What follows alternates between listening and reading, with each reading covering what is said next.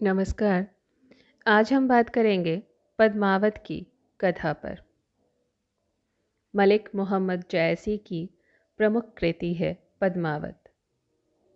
कवि ने सिंघल द्वीप, उसके राजा, गंधर्वसेन, राजसभा, नगर, बगीचे, इन सब का वर्णन करने के बाद पद्मावती के जन्म का उल्लेख किया है।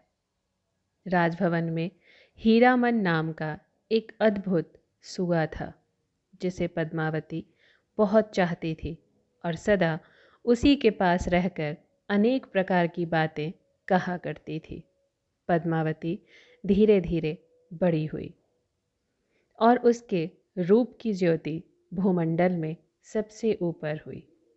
जब उसका कहीं विवाह नहीं तय हुआ, तब वह दिन रात हीरामन से इसी बात की चर्चा किया करती थी। सुए ने एक दिन कहा, यदि कहो तो देश देशांतर में मैं घूम घूम कर तुम्हारे लिए योग्य वर ढूंढूं। राजा को जब इस बातचीत का पता लगा, तब उसने क्रुद्ध होकर सुए को मार डालने की आज्ञा दी। पद्मावती ने विनती करके किसी तरह सुए के प्राण बचाए। सुए ने पद्मावती से विदा मांगी, पर पद्मावती ने प्रेम के मारे सुए को रोक लिया। सुआ उस समय तो रुक गया, पर उसके मन में खटका बना रहा। एक दिन पद्मावती सखियों को लिए हुए मानसरोवर में स्नान और जल क्रीड़ा करने गई। सुए ने सोचा, अब यहाँ से चटपट चल देना चाहिए। वह वन की ओर उड़ा, जहाँ पक्षियों ने उसका बड़ा सत्कार किया। 10 दिन के बाद एक बहेलिया हरी पत्तियों की आड़ लिए उस वन में चला आया, और पक्षी तो उस चलते पेड़ को देखकर उड़ गए, पर हीरामन चारे के लोभ में वहीं पड़ा रहा। बहेलिये ने उसे पकड़ लिया और बाजार में उसे बेचने के लिए ले गया। चित्तौड़ के एक व्यापारी के साथ एक दीनहीन ब्राह्मण भी कहीं से रुपए लेकर लोभ की आशा से सिंघल की हाट में आया हुआ था। उसने सुए को पंडित के पास देखकर उस सुए को पंडित ने वहाँ से खरीद लिया और उसे लेकर चित्तौड़ आया। चित्तौड़ में उस समय राजा चित्रसेन मर चुके थे और उनका बेटा रत्नसेन गद्दी पर बैठा था। उस सुए की प्रशंसा सुनकर रत्नसेन ने लाख रुपए देकर हीरामन को खरीद लिया। एक दिन राजा रत्नसेन शिकार के लिए गए हुए थे। उनकी रानी नागमती सुए के पास आई और बोली, मेरे समान सुंदरी और भी कोई संसार में है? इस बात पर सुआ हंस पड़ा और उसने सिंघल की पद्मिनी स्त्रियों का वर्णन करके कहा, उनमें और तुम में दिन और अंधेरी रात का अंतर है। रानी की नज़र में यह बात आ गई कि अगर यह तोता रहेगा तो किसी दिन राजा से भी यही बात कह देगा और वह मुझसे प्रेम करना छोड़कर पद्मावती के लिए जोगी होकर निकल पड़ेंगे। उसने अपनी धाय से कहा कि इस सुए को ले जाकर मार डालो। धाय ने परिणाम सोचकर उसे मारा नहीं, छिपा दिया। जब राजा ने लौटकर सुए को नहीं देखा, तब उन्हें बड़ा क्रोध आया। उनके क्रोध को देखते हुए हीरामन उनके सामने लाया गया, और जब हीरामन उनके सामने आया तो उसने सारा वृतांत कह सुनाया।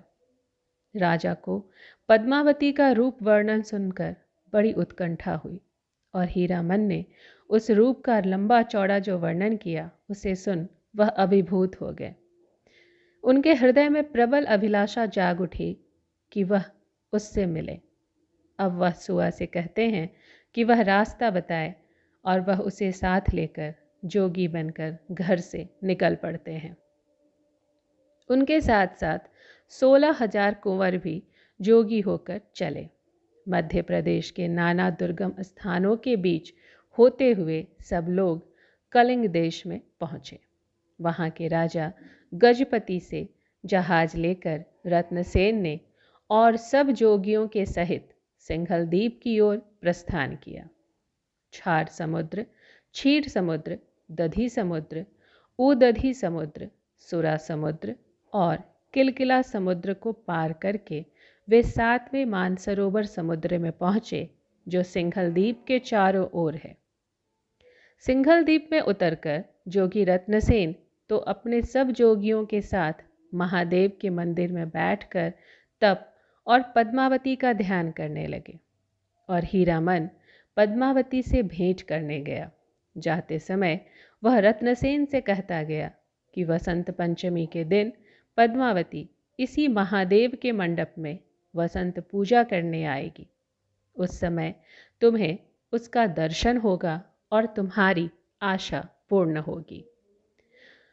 बहुत दिन पर हीरामन को देखकर पद्मावती बहुत रोई।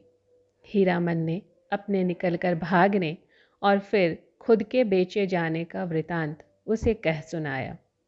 इसके उपरांत उसने रत्नसेन के रूप, कुल, ऐश्वर्य, तेज, इन सब की बड़ी प्रशंसा करके कहा, वह सब प्रकार से तुम्हारे योग्य है और तुम्हारे प्रेम में योगी होकर यहाँ तक आ पहुँचा है।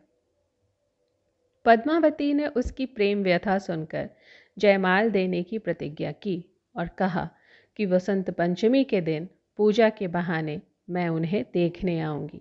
सुआ यह समाचार लेकर राजा के पास लौट आया। वसंत पंचमी के दिन पद्मावती सखियों के सहित मंडप में गई और उधर भी पहुंची जिधर रत्नसेन और उसके साथी जोगी थे।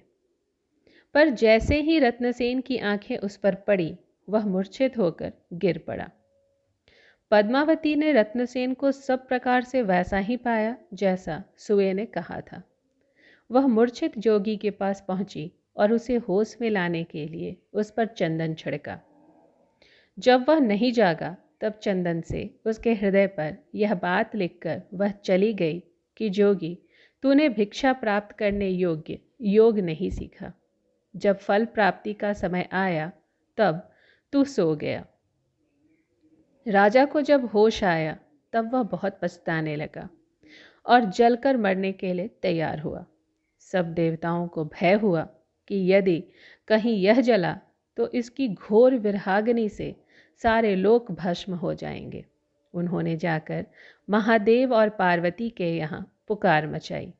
महादेव कोढ़ी के वेश में बैल पर चढ़े राजा के पास आए और जलने का कारण पूछने लगे। इधर पार्वती, जो महादेव के साथ आई थी, उनकी इच्छा हुई कि राजा के प्रेम की परीक्षा लें।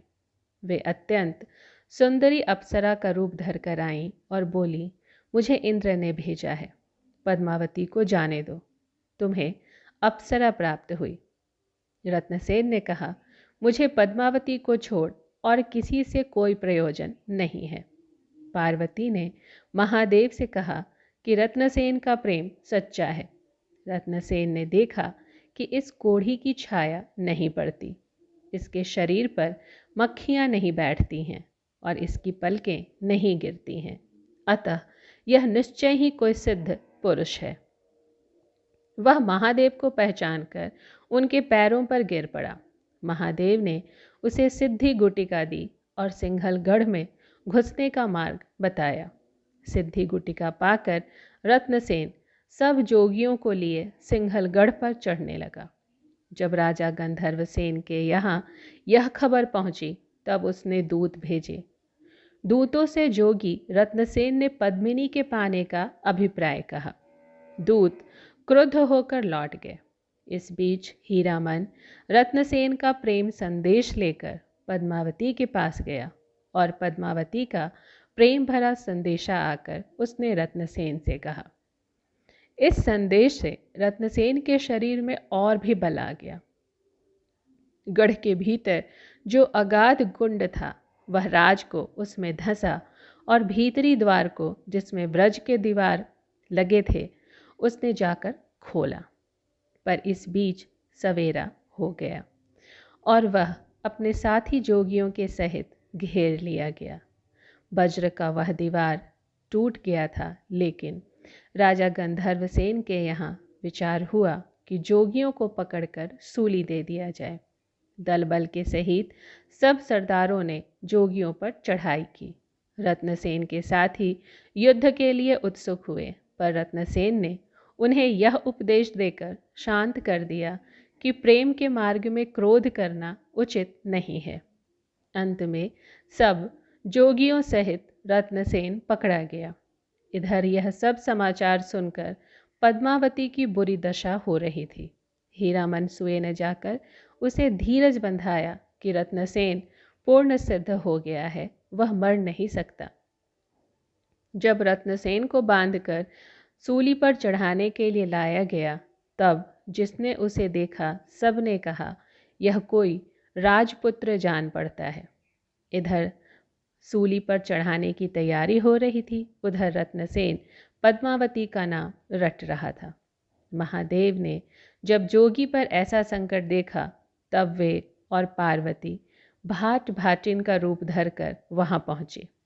इस बीच हीरामन सुआ भी रत्नसेन के पास पद्मावती का यह संदेशा लेकर आया कि मैं भी हथेली पर प्राण लिए बैठी हूँ, मेरा जीना मरना तुम्हारे साथ है।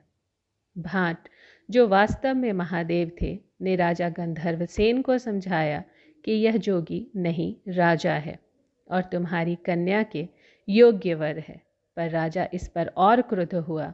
इस बीच जोगियों का दल चारों ओर से लड़ाई के लिए चढ़ा। महादेव के साथ हनुमान आदि सब देवता जोगियों की सहायता के लिए आ खड़े हुए। गंधर्वसेन की सेना के हाथियों का समूह जब आगे बढ़ा, तब हनुमान जी ने अपनी लंबी पूंछ में सबको लपेटकर आकाश में फेंक दिया। राजा गंधर्वसेन को फिर महादेव का घंटा और विष्णु का शंख जोगियों की ओर से सुनाई पड़ा। साक्षात शिव युद्ध स्थल में दिखाई पड़े।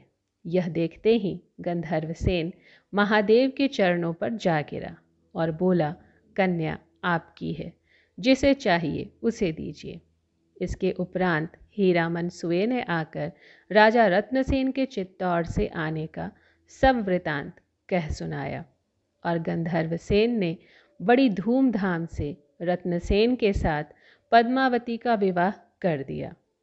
रत्नसेन के साथ ही जो 16,000 युवक थे, उन सब का विवाह भी पद्मिनी स्त्रियों के साथ हो गया और सब लोग बड़े आनंद के साथ कुछ दिनों तक सिंघल में रहे। इधर चित्तौड़ में वियोगिनी नागमती को राजा की बाट जोहते जोहते 1 वर्ष हो गए। उसके विलाप से पशु पक्षी सब विकल हो रहे थे। अंत में आधी रात को एक पक्षी ने नागमती के दुख का कारण पूछा। नागमती ने उससे रत्नसेन के पास पहुंचाने के लिए अपना संदेशा कहा। वह पक्षी नागमती का संदेशा लेकर सिंघल द्वीप गया और समुद्र के किनारे एक पेड़ पर जा बैठा। संयोग से रत्नसेन शिकार खेलते खेलते उसी पेड़ के नीचे जा खड़ा हुआ। पक्षी ने पेड़ पर से नागमती की दुख कथा और चित्तौड़ की हीन दशा का वर्णन किया। रत्नसेन का जीव सिंघल से उछटा और उसने स्वदेश की ओर प्रस्थान किया। वहाँ से चलते समय उसे सिंघल के राजा के यहाँ से विदाई में बहुत सारा सामान और धन मिला। इतनी अधिक संपत्ति देखकर राजा के मन में गर्व और लोभ हुआ। वह सोचने लगा, इतना अधिक धन लेकर यदि मैं स्वदेश पहुंचा तो फिर मेरे समान संसार में कौन है। इस प्रकार के लोभ ने जब राजा को घेर लिया, तब वह बेहद लालची दिख रहा था। समुद्र तट पर जब रत्नसेन पहुंचा, तब समुद्र याचक का रूप धरकर राजा से दान मांगने आया, पर राजा ने, जो उस वक्त लालची था, लोभी था, उसका तिरस्कार कर दिया। राजा आधे समुद्र में भी नहीं पहुंचा था कि एक बड़े जोर का तूफान आया, जिससे जहाज दक्षिण लंका की ओर बह गए। वहाँ विभीषण का एक राक्षस मांझी मछली मार रहा था। वह अच्छा आहार देखकर राजा से आकर बोला कि चलो हम तुम्हें रास्ते पर लगा दें। राजा उसकी बातों में आ गया। वह राक्षस सब जहाज़ों को एक भयंकर समुद्र में ले गया, जहाँ से निकलना कठिन था। जहाज चक्कर खाने लगे और हाथी घोड़े मनुष्य आदि डूबने लगे। वह राक्षस आनंद से नाचने लगा। इसी बीच समुद्र का राज पक्षी वहां आ पहुंचा, जिसके डैनों का ऐसा घोर शब्द हुआ मानो पहाड़ के शिखर टूट रहे हों। वह पक्षी उस दुष्ट राक्षस को चंगुल में दबाकर उड़ गया। जहाज के एक तख्ते पर एक ओर राजा बहा, दूसरे तख्ते पर दूसरी ओर रानी। पद्मावती बहते बहते वहां जा लगी जहां समुद्र की कन्या लक्ष्मी अपनी सहेलियों के साथ खेल रही थी। लक्ष्मी मूर्छित पद्मावती को अपने घर ले गई। पद्मावती को जब चेतना जागी तब वह रत्नसेन के लिए विलाप करने लगी। लक्ष्मी ने उसे धीरज बंधाया और अपने पिता समुद्र से राजा की खोज कराने का वचन दिया।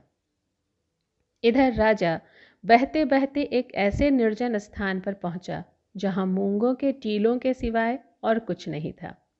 राजा पद्मिनी के लिए बहुत विलाप करने लगा और कटार लेकर अपने गले में मारना ही चाहता था कि ब्राह्मण का रूप धरकर समुद्र उसके सामने आ खड़ा हुआ और उसे मरने से रोका। अंत में समुद्र ने राजा से कहा कि तुम मेरी लाठी पकड़कर आंख मूंद लो, मैं तुम्हें जहां पद्मावती है उसी तट पर पहुंचा दूंगा। जब राजा उस तट पर पहुंचा तब लक्ष्मी उसकी परीक्षा लेने के लिए पद्मावती का रूप धारण कर रास्ते में जा बैठी। रत्नसेन उन्हें पद्मावती समझकर उनकी ओर लपका। पास जाने पर वे कहने लगी, मैं पद्मावती हूँ। पर रत्नसेन ने देखा यह पद्मावती नहीं है, तब उसने मुंह फेर लिया। अंत में लक्ष्मी रत्नसेन को पद्मावती के पास ले गई। रत्नसेन और पद्मावती कई दिनों तक समुद्र और लक्ष्मी के मेहमान रहे। पद्मावती की प्रार्थना पर लक्ष्मी ने उन सब साथियों को भी ला खड़ा किया जो इधर उधर बह गए थे। जो मर गए थे वे भी अमृत से जला दिए गए। इस प्रकार बड़े आनंद से दोनों वहां से विदा हुए। विदा होते समय समुद्र ने बहुत से अमूल्य रत्न दिए। सबसे बढ़कर 5 पदार्थ दिए: अमृत, हंस, राज पक्षी, शार्दूल और पारस पत्थर। इन सब अनमोल पदार्थों को लिए अंत में रत्नसेन और पद्मावती चित्तौड़ पहुंच गए। पद्मावती और नागमती दोनों रानियों के साथ रत्नसेन सुखपूर्वक रहने लगे। नागमती से नागसेन और पद्मावती से कमलसेन, ये 2 पुत्र राजा को प्राप्त हुए। चित्तौड़ की राजसभा में राघव चेतन नाम का एक पंडित था, जिसे यक्षिणी सिद्ध थी। एक दिन राजा ने पंडितों से पूछा, दूज कब है? राघव के मुंह से निकला, आज। और सभी पंडितों ने एक स्वर से कहा, आज नहीं हो सकती, कल होगी। राघव ने कहा, यदि आज दूज न हो तो मैं पंडित नहीं। पंडितों ने कहा, राघव वाम मार्गी है, यक्षिणी की पूजा करता है, जो चाहे सो कर दिखाए, पर आज दूज नहीं हो सकता। राघव ने यक्षिणी के प्रभाव से उसी दिन संध्या के समय द्वितीय का चंद्रमा दिखा दिया। पर जब दूसरे दिन चंद्रमा देखा गया तब वह द्वितीय का ही चंद्रमा था। इस पर पंडितों ने राजा रत्नसेन से कहा, देखिए, यदि कल द्वितीय रही होती तो आज चंद्रमा की कला कुछ अधिक होती। झूठ और सच की परख कर लीजिए। राघव का भेद खुल गया और वह वेद विरुद्ध आचार करने वाला प्रमाणित हुआ। राजा रत्नसेन ने उसे देश से निकालने का दंड दिया।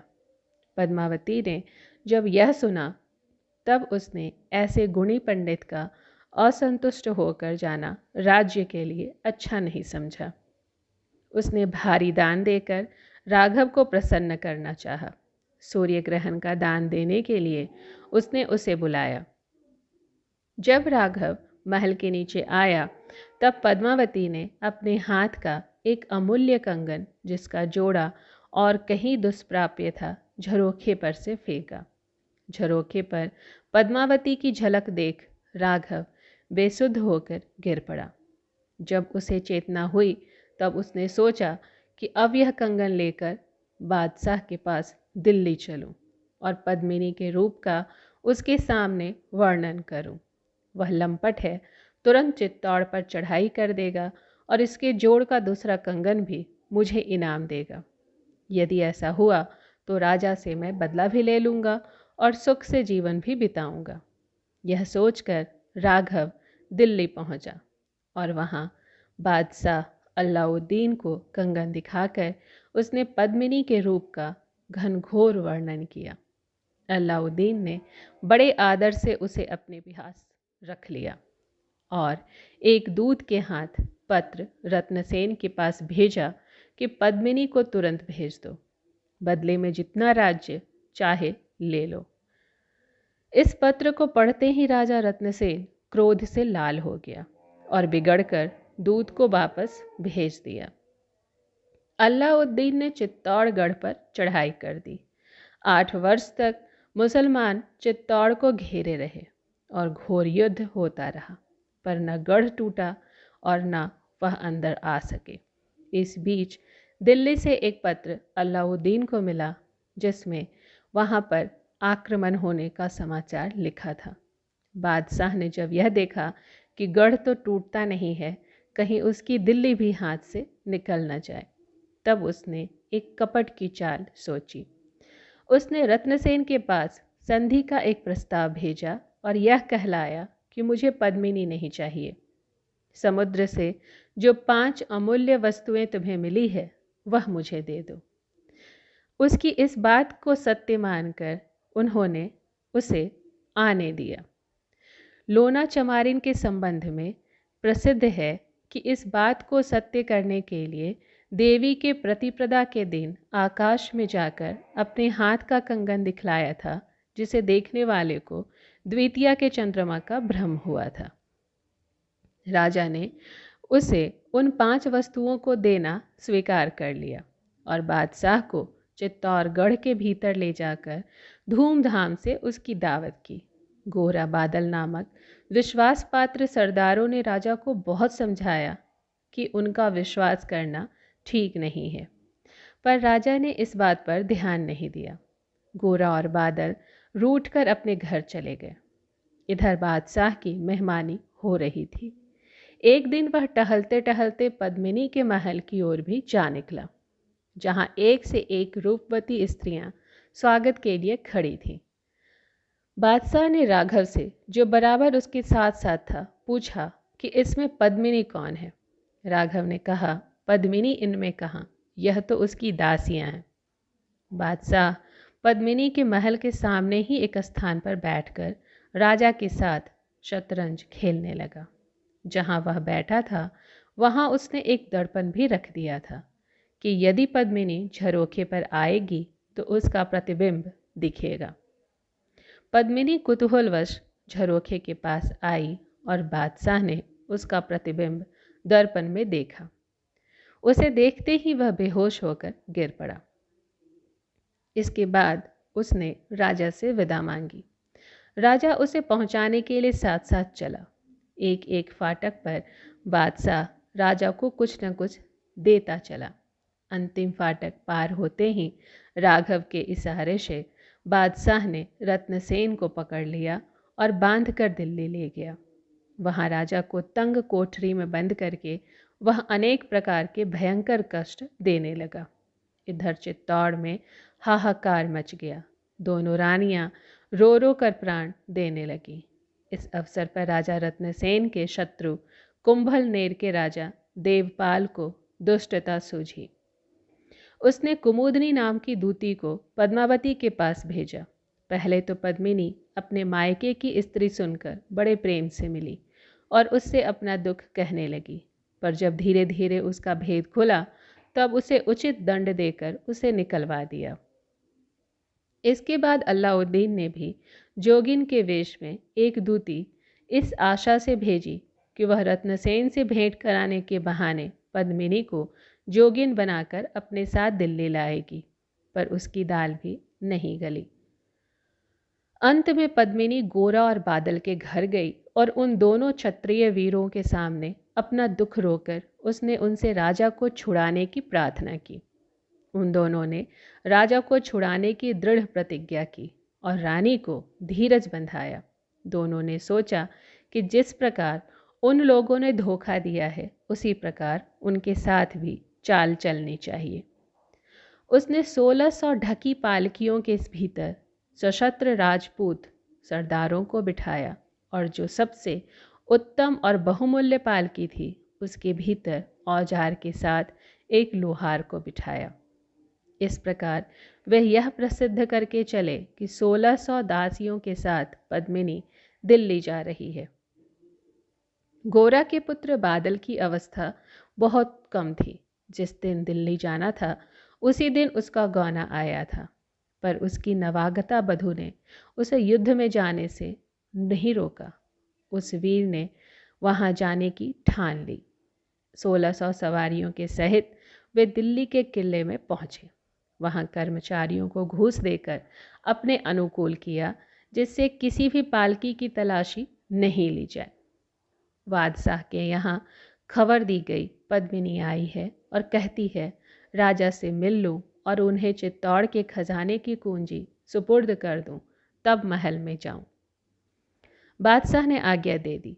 वह सजी हुई पालकी वहाँ पहुँचाई गई जहाँ रत्नसेन कैद था। पालकी में से निकलकर लोहार ने चटपट राजा की बेड़ी काट दी और वह शस्त्र लेकर एक घोड़े पर सवार हो गया जो पहले से तैयार था। देखते ही देखते हथियारबंद सरदार भी पालकियों में से निकल पड़े। इस तरह गोरा और बादल राजा को छुड़ाकर चित्तौड़ चले। बादशाह ने जब सुना तब अपनी सेना के सहित उसने पीछा किया। गोरा बादल ने जब शाही फौज देखी तब 1000 सैनिकों को लेकर गोरा शाही फौज को रोकने के लिए डट गया और बादल राजा रत्नसेन को लेकर चित्तौड़ की ओर बढ़ा। वृद्ध वीर गोरा बड़ी वीरता के साथ लड़कर और हजारों को मारकर अंत में सरजा के हाथ से मारा गया। इस बीच में राजा रत्नसेन चित्तौड़ पहुंच गया। पहुंचते ही उसी दिन पद्मिनी के मुंह से रत्नसेन ने जब देवपाल की दुष्टता का हाल सुना तब उसने उसे बांध लाने की प्रतिज्ञा की। सवेरे होते ही रत्नसेन ने कुंभलनेर पर चढ़ाई कर दी। रत्नसेन और देवपाल के बीच द्वंद्व युद्ध हुआ। इस द्वंद्व युद्ध में देवपाल की सांग रत्नसेन की नाभि में घुसकर आर पार हो गई। देवपाल सांग मारकर लौटना ही चाहता था कि रत्नसेन ने उसे जा पकड़ा और उसका सिर काटकर उसके हाथ पैर बांधे।